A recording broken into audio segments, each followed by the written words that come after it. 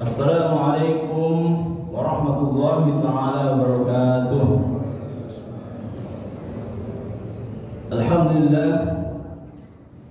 Alhamdulillahilladzi khalaqal mauta wal hayata liyabluwakum ayyukum ahsanu amala.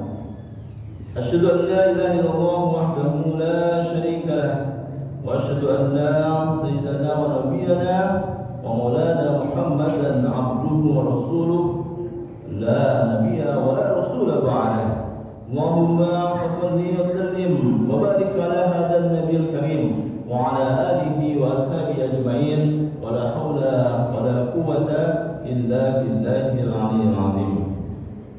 قال الله تعالى في كتابه الكريم أعوذ بالله من الشيطان الرجيم بسم الله الرحمن الرحيم يا أيها الذين آمنوا عليكم الصيام كما كتب على الذين من قبلكم لعلكم تتقون.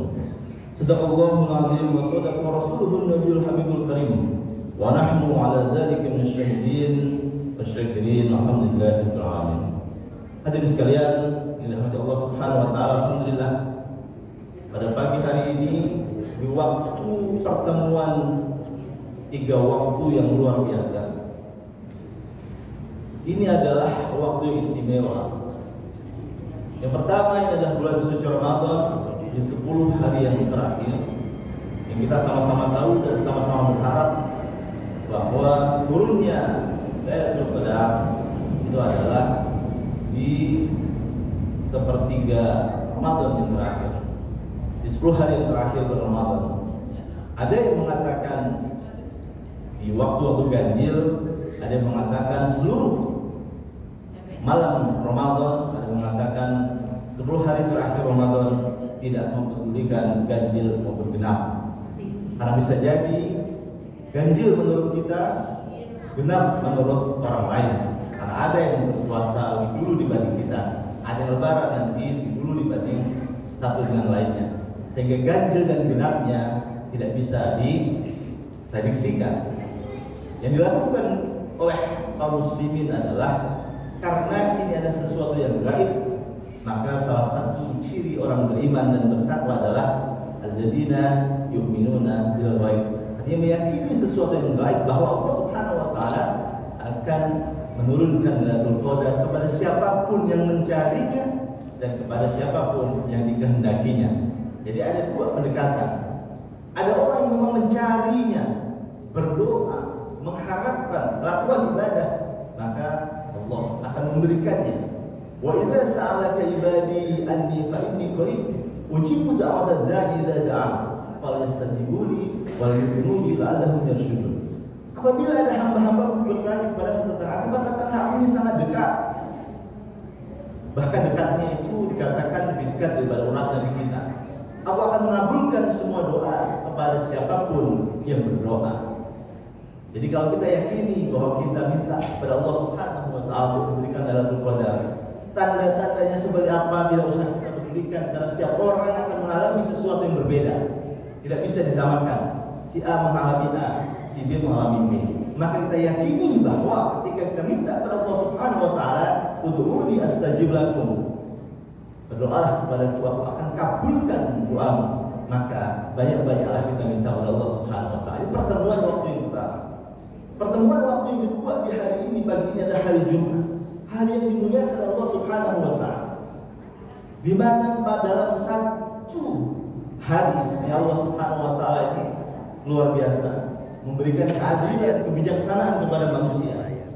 Karena manusia diciptakan sebagai makhluk tempatnya salah dan lupa, tempatnya salah dan dosa. Al-insan mahallul khata wa nisyan. Manusia tempatnya salah dan dosa. Maka Allah dengan sifat keadilannya memberikan kesempatan manusia mencuci dosanya. Tidak usah menunggu setahun, tidak usah menunggu puluhan tahun, tidak usah menunggu ke tanah suci. Dalam satu hari Allah ciptakan waktu 24 jam. Allah kasih kesempatan manusia mencuci dosanya pada sepertiga malam yang akhir. Tadi di sholat sudah saya baca, wa minal laili fatahajjaz bihi nafilatan lak asa iya wa'asaka rabbuka maqaman mahmuda. Jadi kita tidak usah menunggu pengampunan dosa itu menunggu Ramadan tahun depan. Setiap hari Allah kasih kesempatan kita mendapatkan pengampunan dosa. Dan kemudian juga di dalam satu hari, ya, Allah kasih kesempatan untuk mendapatkan pengampunan dosa di sepertiga malam yang akhir. Dan dalam satu minggu Allah kasih kita 7 hari waktu. Tentu banyak juga dosa yang kita lakukan. Dosa kepada diri sendiri, dosa kepada Allah, dosa kepada tetangga, kepada kawan. Maka Allah kasih hari Jumat, hari yang dimuliakan, hari yang manusia diminta meluangkan waktu, ya, meluangkan waktu untuk melaksanakan ibadah hari Jumat. Maka itu adalah hari di mana kita diberikan kesempatan mencuci dosa-dosa kita selama seminggu. Dan di dalam 1 bulan pasti manusia lebih banyak lagi kesalahannya, lebih banyak dosanya lagi. 30 hari Allah kasih kesempatan pada pertengahan bulan dengan melaksanakan puasa putih, puasa Ayyamul Bid, untuk mencuci dosa-dosa kita selama 1 bulan. Dan di dalam 1 tahun di mana manusia salahnya bertumpuk-tumpuk 12 bulan, Allah kasih kesempatan lebih lama lagi, ya, lebih lama lagi untuk mencuci dosanya di bulan suci Ramadan. Maha dari Allah Subhanahu wa taala, maha perhitungan. Bayangkan Bapak Ibu sekalian, dalam 1 hari dosa kita 24 jam. Allah kasih waktu sekitar 3 jam untuk mencuci dosa, yaitu sekitar antara sepertiga malam yang akhir, ya, jam 2, jam 3, jam 4. Itu kita dikasih 3 jam.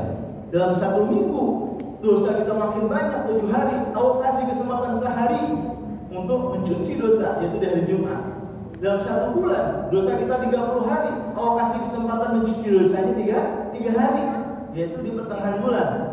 Dalam 1 tahun dosa kita makin bertumpuk. Allah kasih lebih panjang lagi, dari detik pertama memasuki bulan suci Ramadan sampai detik terakhir di malam takbiran malam Idul Fitri. Allah kasih kesempatan mencuci dosanya. Adilnya luar biasa, ya. Perhitungannya matang.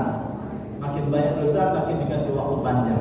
Maka seperti yang saya sampaikan di kultum tadi malam, kalau tadi malam itu ada ceramah tarawih, maka agak terhitung dulu karena memang ada timernya 7 menit. Kalau ini adalah kuliah, sama saya ingin kuliah seperti saya mengajar kuliah di kelas. Waktunya cukup panjang dan kita bisa mengelaborasi sesuatu secara lebih mendalam. Jadi bersyukurlah hadirin sekalian yang pagi hari ini masih menjumpai persilangan 3 waktu yang utama. Yang pertama adalah waktu subuh. Waktu subuh ini Bapak Ibu sekalian, salah satu cara kita menandai orang muslim, orang mukmin atau orang munafik, lihat salat subuhnya. Ya, salat subuh. Salat subuh ini luar biasa. Ya. Aqimis shalah dari duluki syamsi ila ghasaqil laili wa Qur'an al-fajr. Inna Qur'an al-fajri kana masyhuda. Jadi Bapak Ibu sekalian, ini kalau ingin mendapatkan kemuliaan yang tinggi sisi Allah Subhanahu wa taala, salah satunya jaga salat subuh jamaah masjid. Ya. Karena ini ada jelas. Inna Qur'an al-fajri kana masyhuda. Sesungguhnya salat subuh itu, salat di waktu fajar, salat subuh itu disaksikan oleh 2 kelompok malaikat. Orang bertanya, malaikatnya ada berkelompok-kelompok? Ya, malaikat kayak kita juga ada jadwalnya. Ada kayak security itu, ada malaikat tugasnya malam, ada malaikat tugasnya siang. Emang malaikat jumlahnya banyak sekali. Yang kita biasa hafalkan yang malaikat hanya beberapa, mungkin 9 atau 10 yang kita hafalkan. Tapi sejatinya malaikat itu ribuan, sama seperti kita bekerja atas perintah Allah Subhanahu wa taala. Maka kelompok malaikat malam masih mencatat amalnya kita masuk ke masjid di waktu subuh. Malaikat siang sudah mulai berdinas, ganti buku. Jadi di catatan malam tercatat kita sholat subuh, di catatan siang kita tercatat sholat subuh. 2 malaikat. Maka menjaga sholat subuh kita ini menjadi salah satu taruhan keimanan kita. Apakah kita termasuk orang yang beriman atau hanya pura-pura beriman? Kenapa? Berat untuk sholat subuh, berat untuk mengangkat selimut, berat untuk pergi berwudu di waktu subuh. Masih dingin, masih ngantuk.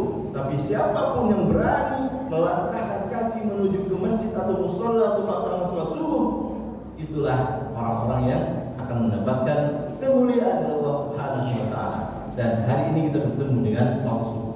Pun hari Jumat kita bertemu, hari Jumat ini dimuliakan. Mudah-mudahan amaliah kita ini di hari Jumat ini dari tadi malam kita sholat maghrib, sholat tarawih, tadarus Al-Quran, qiyamul lail, sampai sehari ini menjadi menggugur dosa seminggu yang sudah kita lewati. Dan Ramadan di sepertiga malamnya akhir ini adalah penentuan keberhasilan Ramadan kita. Mudah-mudahan kita mendapatkan Lailatul Qadar atau minimal kita mendapatkan pengampunan dosa dari Allah Subhanahu wa taala. Hadirin sekalian, dari Allah Subhanahu wa taala. Ketika sesuatu diciptakan, pasti ada guidance-nya, ada manual book-nya. Kalau kita misalnya membeli alat elektronik, biasanya ada manualnya. Sehingga ketika terjadi kerusakan, kita bisa memperbaiki berdasarkan manual itu. Ketika satu perintah diberikan, pasti ada petunjuk pelaksanaannya, juklat, ada petunjuk teknisnya, juknis. Maka Allah Subhanahu wa taala ketika memerintahkan satu ibadah dilakukan oleh manusia, yakin dengan salah satu sifat profesional dari Allah Subhanahu wa taala, sangat profesional. Kalau kita di dunia kerja atau di dunia pendidikan selalu bicara tentang profesionalisme, tentang profesionalitas, maka Allah Subhanahu wa taala sangat profesional ketika menciptakan alam semesta ini. Bayangkan Bapak Ibu sekalian, keimanan kita mengajarkan bahwa ketika Allah Subhanahu wa taala menginginkan sesuatu, kun fayakun, betul? Apa yang diinginkan Allah jadi, maka jadilah. Tapi kenapa ketika menciptakan manusia dari setetes air mani berubah menjadi setetes darah, menjadi segumpal darah, menjadi sekerat daging, menjadi kemudian dibentuk sedemikian rupa, membuat rupa seperti kita, diberikan tulang belulang, diberikan otot, diberikan pembuluh darah, kemudian diberikan organ-organ yang lain, baru dikasih ruh lama sekitar 3-4 bulan baru kasih ruh. Apa nggak bisa langsung bikin jadi manusia? Keimanan kita mengatakan bisa, kun fayakun. Betul ya Pak? Nggak usah nunggu 3 bulan. Tapi Allah Subhanahu wa taala ingin mengajarkan kepada manusia bahwa segala sesuatu ada prosesnya, ada alurnya, ada aturannya yang bisa dipelajari oleh manusia. Bayangkan kalau manusia tiba-tiba jadi ilmu kedokteran nggak laku, tentu manusia tiba mati, tiba-tiba hidup. Betul? Maka manusia diberikan kesempatan dan mau menghamparkan ini loh penciptaan manusia. Pun ketika Allah Subhanahu wa taala menciptakan bumi dan alam semesta, bisa nggak dengan sekali omongan? Ku jadikan bumi, bisa nggak? Bisa. Kalau kita mengatakan tidak bisa, berarti iman kita rapuh. Lalu kan bisa melakukan apa saja. Kekuasaannya meliputi segala sesuatu, tidak ada sesuatu yang tidak mungkin. Ketika Allah mengatakan kun fayakun, jadi maka jadilah. Betul ya Pak? Ini akidah. Tapi kenapa menciptakan bumi dalam 6 kali periode penciptaan? Ya, dari 6 kali periode penciptaan, dari kecil-kecil kali kemudian dia berputar terus-menerus, kemudian sampai kemudian terbentuk satu gumpalan-gumpalan, kemudian meledak, terbentuk banyak gumpalan, galaksi-galaksi, sampai terakhir tercipta bumi, kemudian buminya dikasih pohon-pohon, dikasih hewan-hewan, baru diturunkan Adam. Kok lama nggak sekali saja. Keimanan kita mengatakan bahwa bisa. Allah membuat masjid ini bisa, tapi kenapa harus manusia yang bangun? Ini karena Allah mengajarkan kepada manusia satu ilmu, ya kan? Satu ilmu di mana segala sesuatu ada prosesnya, ada aturannya. Jangan ingin sukses instan, main sogok sana, sogok sini, ya kan? Nyantol sana, cantol sini, sikut sana, sikut sini. Itu tidak sesuai dengan sunatullah, tidak sesuai dengan prosesnya. Maka yakin itu tidak akan sampai kepada sesuatu yang sempurna, akan hancur lebih cepat dan bahkan lebih perih dari apa yang seharusnya terjadi.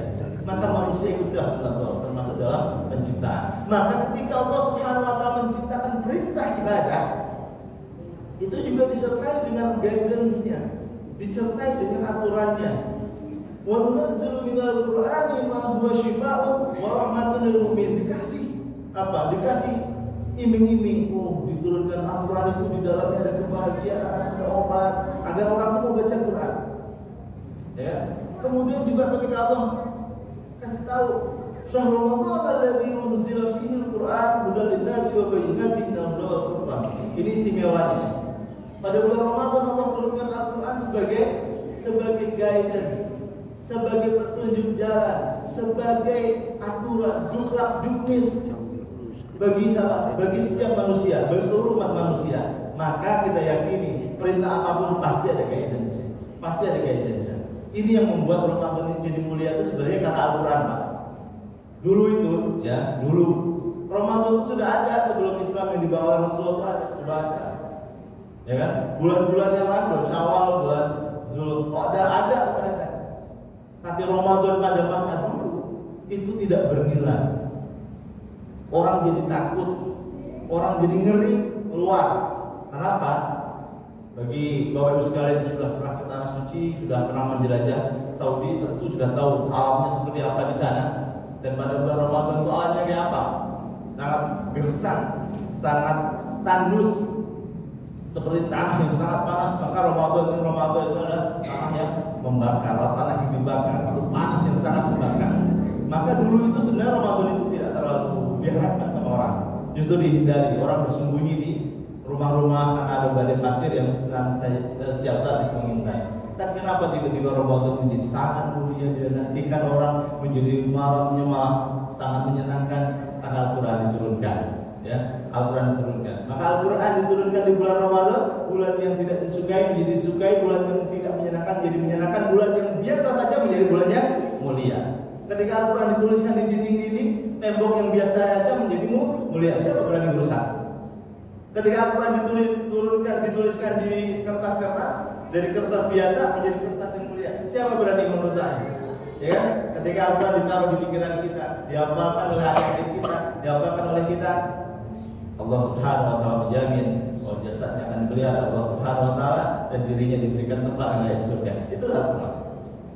Maka berbahagialah kita bertemu Ramadan, bertemu dengan Al-Quran. Salah satu perintah Allah ketika Allah menurunkan Al-Quran untuk dihormati adalah berpuasa di bulan suci Ramadan. Jadi puasa itu dalam perintahnya adalah untuk menghormati bulan Ramadan, bulan yang mulia karena diturunkan Al-Quran. Dan pasti Allah berikan aturan-aturan yang jelas, tatanan-tatanan yang jelas. Hadirin sekalian, dirahmati Allah Subhanahu wa taala. Pada pagi hari ini saya ingin mengajak Bapak sekalian kritis di dalam menjalankan ibadah. Bukan ketika mendapatkan satu perintah atau ajakan langsung saja dilakukan tanpa pernah ada daya kritis, tanpa ada sebuah penelaahan atau pengkajian. Sehingga apa? Sehingga ibadah yang kita lakukan itu sepi di hati. Ya, ibadah yang kita lakukan itu tak bermakna. Yang ditakutkan oleh Rasulullah seperti itu. Kamin soimin laisa lahu min siyamihi ila ju'i wa afus. Kalau banyak orang yang berpuasa, lapar, haus, harus sahur, nanti menunggu berbuka, aduh rasanya perih perut, tapi kemudian tidak mendapatkan apa-apa. Bisa jadi karena secara syariat tidak dijalankan dengan benar, atau bisa jadi secara hakikat dia tidak memahami apa suruh puasa, hanya sekedar menjalankan saja. Rugi sekali kalau kemudian kita dijanjikan man shoma Ramadan imanan wa ihtisaban ghufira lahu ma taqaddama min dhanbihi. Barang siapa berpuasa di bulan Ramadan karena iman, karena ingin mengharapkan pahala dari Allah, ridha dari Allah, tapi kemudian kita tidak dapat apa-apa. Padahal seharusnya kita mendapat ampunan dosa. Mungkin karena kita tidak membangun metode yang benar di dalam kita menjalankan ibadah. Hadirin sekalian, dalam Allah Subhanahu wa taala. Sebagai ilmu, kali kuliah, ada 4 hal yang harus kita lihat ketika kita menjalani satu ibadah. 4 saja kalau sudah banyak yang membuat kita kemudian bisa masuk di dalam ibadah itu, betul-betul menikmatinya, betul-betul merasakan betapa nikmatnya ibadah itu. Karena apa? Secara psikologis kita memang benar-benar memahami. Yang pertama, ini ibadah apapun ya Pak ya. Nanti kalau ada ajakan, ayo kita berziarah, ayo kita zikir, atau ayo kita sholat ke bulan siapa gitu. Kita lihat aja dari 4 hal ini, diukur agar kita nggak tersesat. Karena ada seorang jamaah saya pernah mengisi bulan subuh di beberapa masjid, itu pernah mempraktekkan amal ibadah karena diajak oleh seorang kiai untuk ke salah satu tempat yang di daerah Paminjahan sana. Yang kalau malam itu pada dimandiin kembang, atau kemudian pas sampai sana disuruh berendam, bayangin jam 3 malam orang suruh qiyamul lail disuruh berendam, ya kan?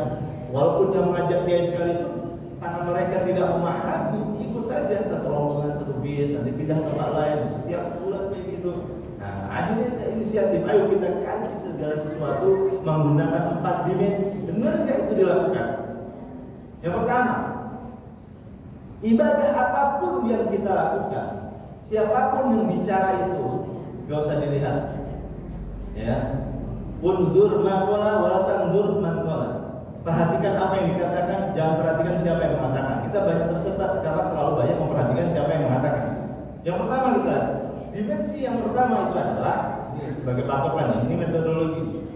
Yang pertama adalah harus ada dimensi diniyah.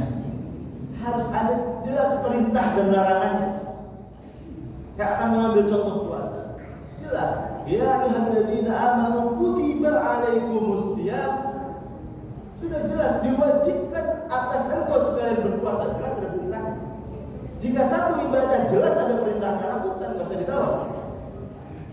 Atau jelas jangan melakukan sesuatu kan ada larangannya. Wala taqrabuz zina innahu kana fahisyatan wa sa'a sabila. Jangan melakukan zina, jangan mendekati zina. Kan jelas ada larangannya. Ini ada dimensi diniyah. Jadi kalau kita mendapatkan satu ajakan, satu ajaran atau satu perintah apapun dari siapapun, coba lihat ada nggak sih perintahnya, ada nggak sih larangannya. Kita cari di Al-Quran atau di hadis-hadis atau di istilah para ulama. Oh tidak ada, itu dulu jangan lakukan. Karena memungkinkan besar kita akan tersesat. Dan contoh saya ambil tadi pada puasa jelas sekali.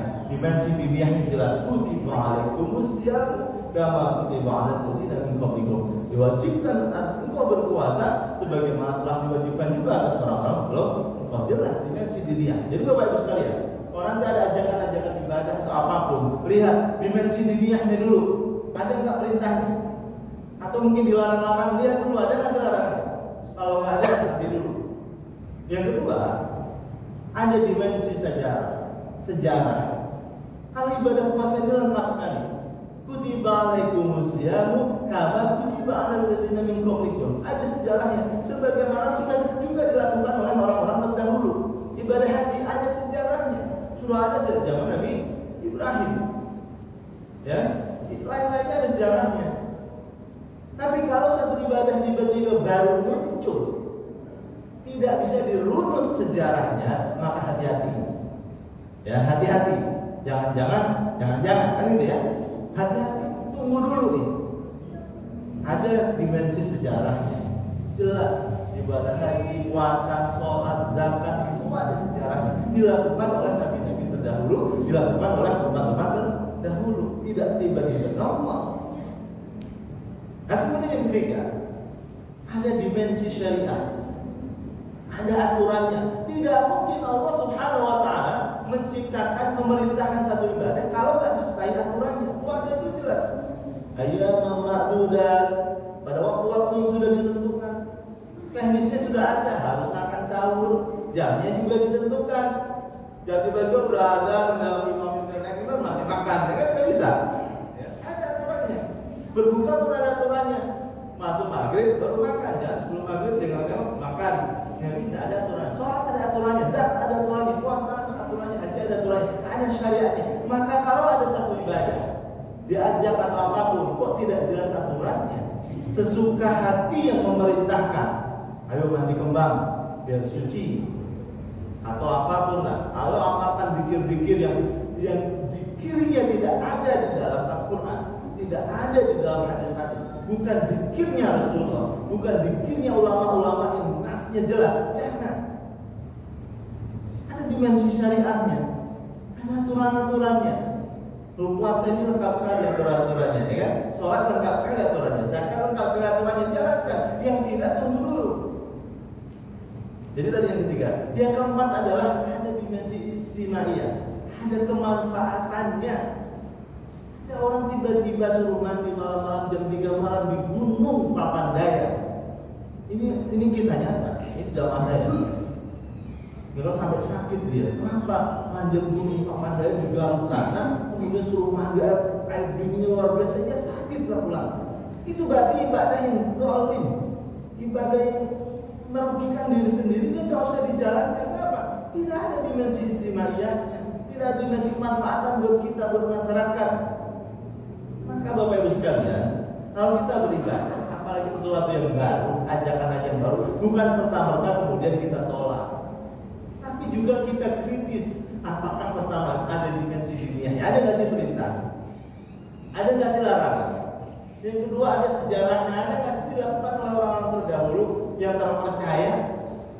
Kemudian yang ketiga ada syariatnya, ada nggak sih aturan yang tegas, bukan carpe diem gitu orang Tegal itu ya, bukan sesuka hatinya dia yang memerintahkan. Baru yang terakhir ada nggak manfaat?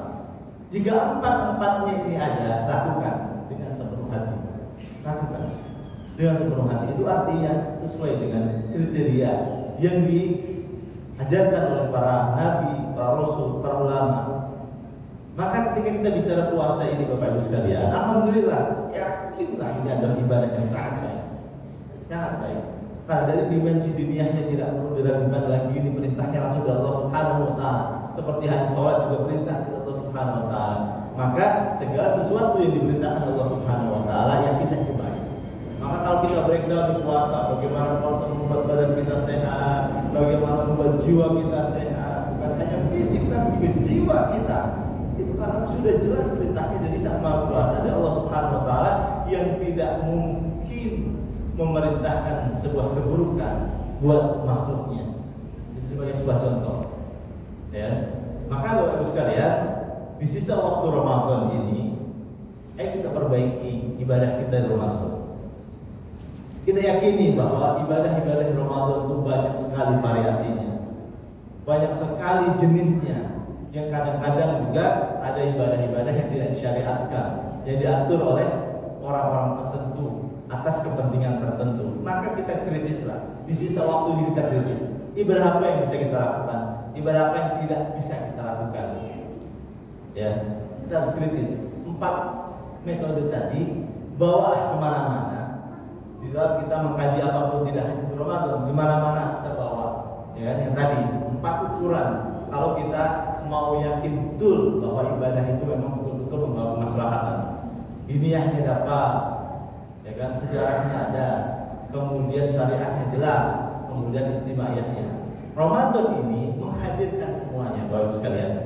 Ya, menghadirkan semuanya, kesempurnaan ibadah di bulan Ramadan menghadirkan semua. Secara diniyah, perintah dan larangannya jelas sekali. Maka yakinlah ini mengandung sebuah kebaikan. Yang kedua, secara sejarah memang para umat terdahulu juga sama seperti kita, berpuasa juga mungkin jenis puasa yang berbeda, cara berpuasa yang berbeda, tapi sudah dipraktekkan, ya kan? Kama kutiba alal ladzina min qablikum, tujuannya adalah la'allakum tattaqun.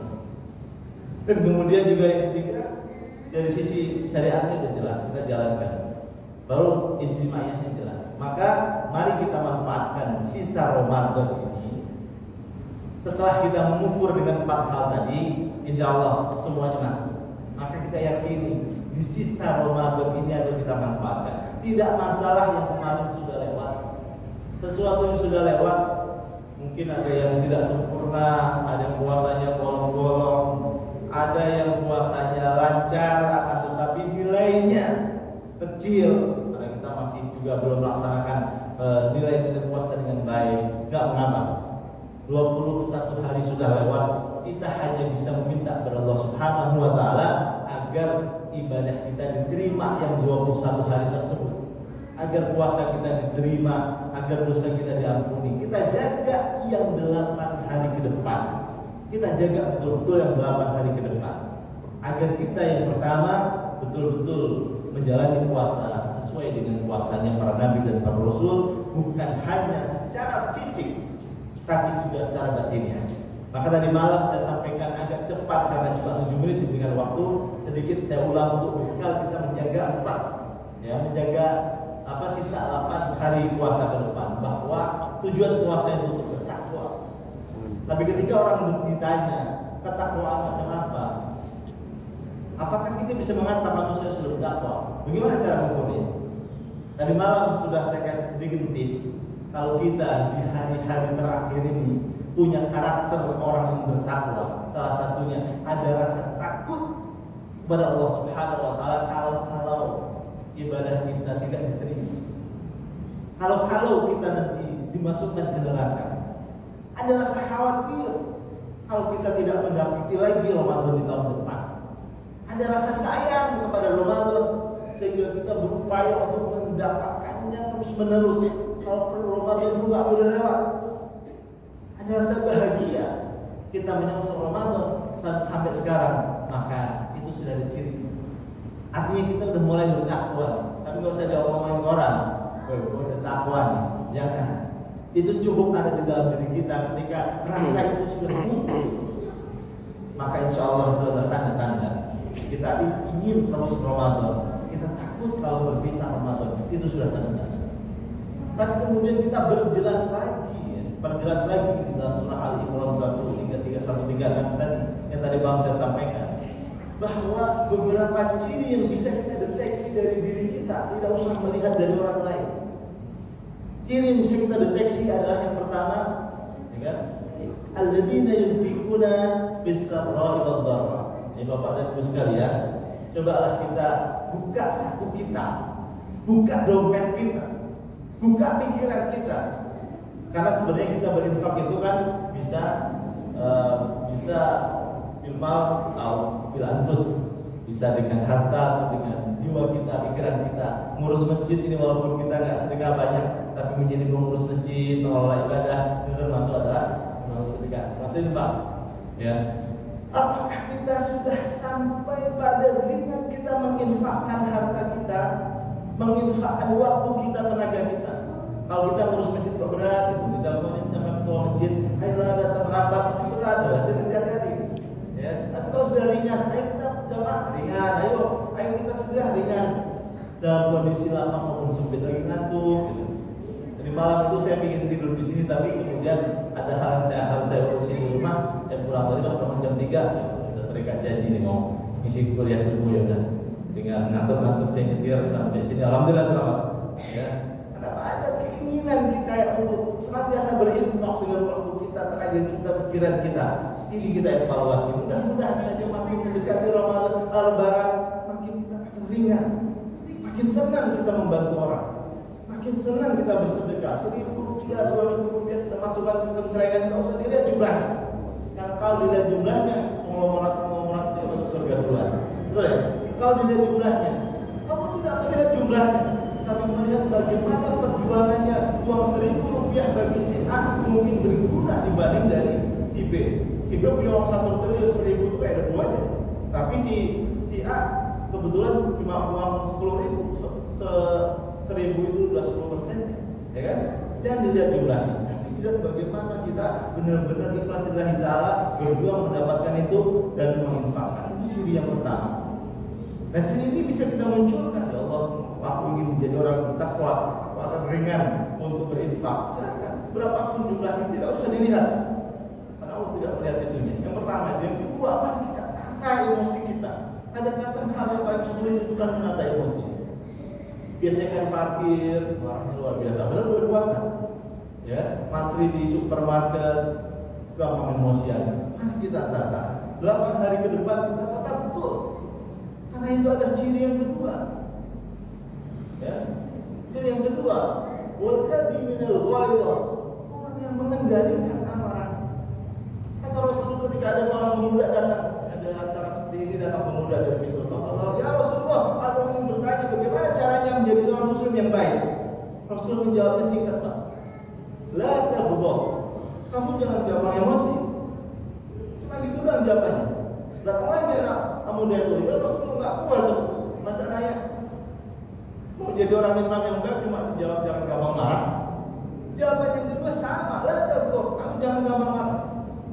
Baru jawaban yang ketiga, beberapa hari kemudian, amantu billah tsumastaqim. Setelah dia berhasil mengelola emosinya, setelah berhasil menahan kesabarannya, baru beriman kepada Allah dan istiqomah menjalankan keimanan tersebut. Tapi itu butuh beberapa saat. Yang pertama adalah mengelola emosi kita.